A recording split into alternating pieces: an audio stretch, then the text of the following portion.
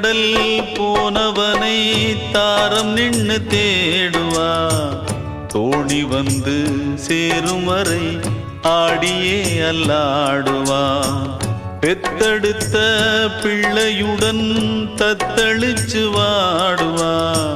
நெத்தி பொட்டை காக்க சொல்லி சாமிகளை வேண்டுவா.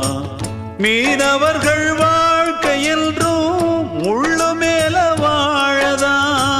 தூர காத்து ஆட்டி வைக்கும் சின்ன தென்னம்பாளைதான்.